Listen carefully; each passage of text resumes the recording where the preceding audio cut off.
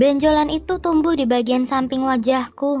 Tadinya itu kecil, tapi sekarang itu menjadi besar hingga aku tidak makan, susah bicara, dan kulitku mengelupas.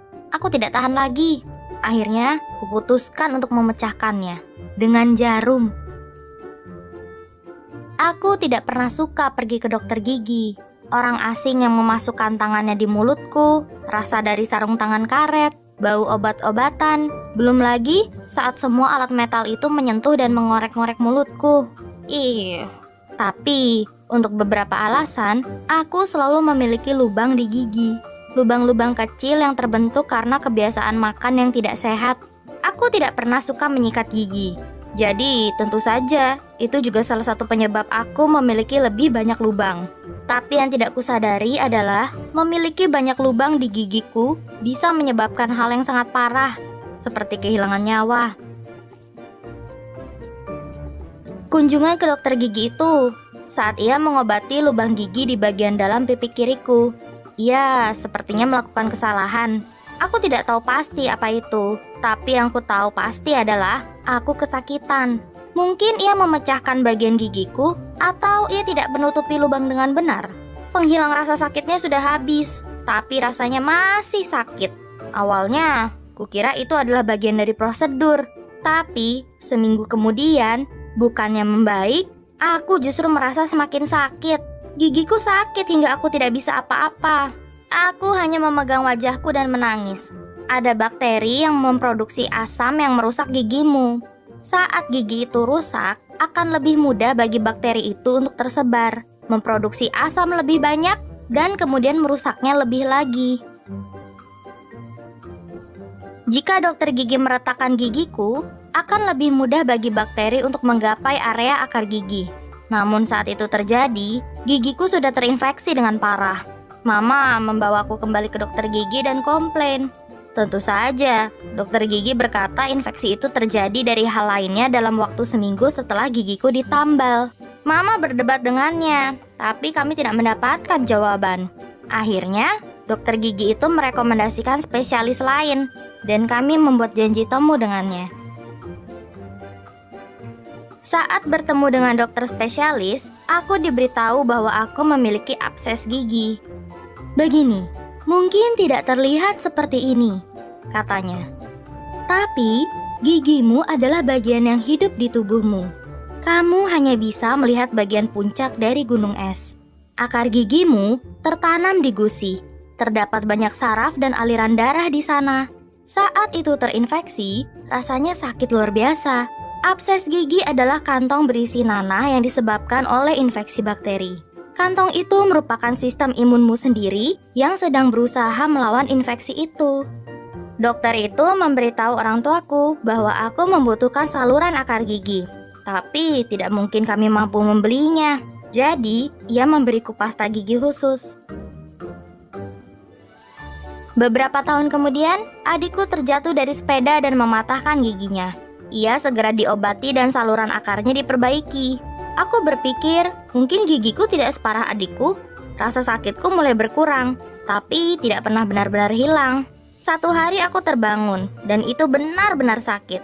Dan satu hari lainnya, aku bangun, dan itu tidak sakit sama sekali. Dan karena itu hilang timbul, aku tidak menganggapnya serius. Dan orang tuaku juga tidak melihat bahwa itu disebabkan hal yang sama. Aku mulai terbiasa dengan rasa sakitnya. Sampai aku tidak ingat seperti apa rasanya tanpa rasa sakit ini. Tapi kemudian aku belajar bahwa itu bukan dan tidak pernah menjadi pertanda baik. Saat sekolah menengah, kuperhatikan ada benjolan yang tumbuh di wajahku di sekitar rahang kiriku. Itu kecil dan hanya terlihat saat aku meniruskan pipi. Kupikir itu akan hilang. Tapi sebaliknya, itu semakin besar dan besar. Itu membuatku tidak percaya diri, dan aku tidak suka pergi ke sekolah. Semakin aku ketakutan, bola itu semakin bertambah besar. Besarnya seperti bola pingpong yang menyebabkan kulit di sekitarnya mudah dikelupas. Aku bahkan tidak bisa makan tanpa harus mendorong makanan ke sebelah kanan wajahku. Yang membuatnya makin buruk adalah benjolan itu mulai mengeluarkan cairan. Aku merasa malu saat di sekolah, hingga berhenti bicara di kelas dan menyembunyikan wajahku terus-menerus. Mama pikir itu kista, dan ia terus mencoba untuk memecahkannya dengan jarum. Itu cukup membantu awalnya. Memecahkan abses memang mengeringkan cairannya, tapi itu tidak menghentikan infeksinya. Itu justru menyebar. Aku membuat janji dengan dokter keluarga yang meyakinkan bahwa itu adalah tumor, jaringan yang terbentuk karena sel yang tidak normal yang bisa menyebar. Kami membuat janji lagi dengannya, dan 2 minggu kemudian aku dioperasi. Aku harus terjaga saat operasi berlangsung, tapi dokter membiusku dengan anestesi lokal. Aku begitu takut akan apa yang bisa terjadi dan berdoa sepanjang waktu. Untungnya, tumor itu jinak, yang berarti setelah operasi, aku bisa kembali ke sekolah. Karena jika aku tidak pergi, aku bisa tertinggal pelajaran. Jadi, aku duduk di kelas dengan kain kasa di wajahku. Guru bertanya apakah aku baik-baik saja, dan kukatakan padanya bahwa aku tidak apa-apa. Tapi sebenarnya aku kesakitan, dan terlebih lagi, aku malu. Itu seakan semua orang memandangiku seharian. Dan bahkan saat kain kasa dan perban tidak lagi dibutuhkan, aku masih merasa malu dengan lukaku. Kepercayaan diriku pun runtuh. Satu hari, aku membuat kesalahan. Salju sangat jarang turun di Georgia, tapi saat itu terjadi, aku yang pertama kali keluar dan bermain. Aku terpeleset saat bermain dengan beberapa teman dan jahitanku terbuka. Aku harus kembali dan dijahit lagi. Tapi kali ini, jahitannya mulai berdarah dan nanah keluar dari lukanya. Dokter memberiku antibiotik terus-menerus. Tentu, itu membantu untuk beberapa hari atau seminggu. Tapi setelah itu, infeksinya kembali. Kami bahkan pergi ke beberapa dokter mendengarkan pendapat mereka mengapa infeksinya tidak kunjung sembuh. Dan satu dokter bahkan menyarankan untuk operasi plastik. Tidak akan sakit kan? Jadi, kuputuskan untuk mencobanya. Kali ini aku sudah cukup dewasa dan memiliki pekerjaan yang dilengkapi asuransi. Jadi, kubuat janji temu dan membayarnya sendiri. Dokter operasi plastik mengangkat beberapa jaringan dan benar-benar mengobati bekas luka yang membuatku tidak percaya diri. Tapi ia berkata ia tidak menemukan penyebab infeksinya. Kukatakan bahwa mungkin abses gigiku alasannya. Tapi dengan cepat ia menepisnya, dan itu selesai. Aku kembali untuk suntikan steroid di wajahku setiap beberapa minggu. Tapi seperti dengan dokter-dokter sebelumnya, aku akan baik-baik saja beberapa minggu dan kemudian infeksinya kembali. Aku menangis putus asa. Nanah kembali keluar dari wajahku terus-menerus. Aku tidak mengerti kenapa ini semua terjadi tanpa henti dan tidak ada yang tahu penyebabnya.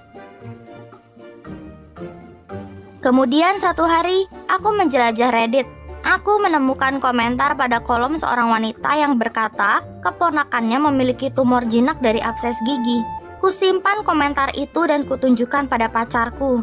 Ia kemudian bercerita tentang bagaimana ia pernah bekerja dengan seorang pria dengan gejala seperti itu.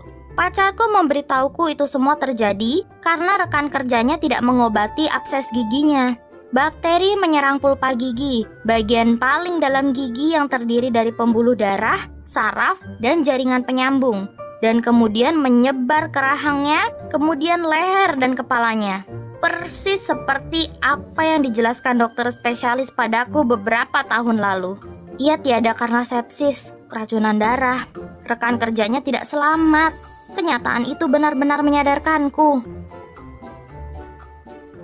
Tentu saja, bukan suatu kebetulan infeksinya terdapat dekat dengan gigiku yang rusak. Aku mencari dokter gigi dan segera mengambil perawatan saluran akar gigi saat itu juga. Spesialis akar gigi itu berkata ia tidak pernah melihat infeksi separah ini sebelumnya. Setelah seminggu perawatan, infeksinya hilang dan wajahku akhirnya membaik. Dengan segala rasa sakit dan bekas luka permanen, aku bersyukur itu semua bisa diatasi. Sampai hari ini, kulakukan semua yang dianjurkan oleh dokter gigi. Kukurangi gula dalam makananku. Terkadang, aku ingin minum soda, tapi aku tidak menginginkan rasa sakit di gigiku karena gula. Kuganti sikat gigiku 3 bulan sekali. Dan sekarang, aku merasa tidak nyaman apabila pergi tidur tanpa menyikat gigi terlebih dahulu.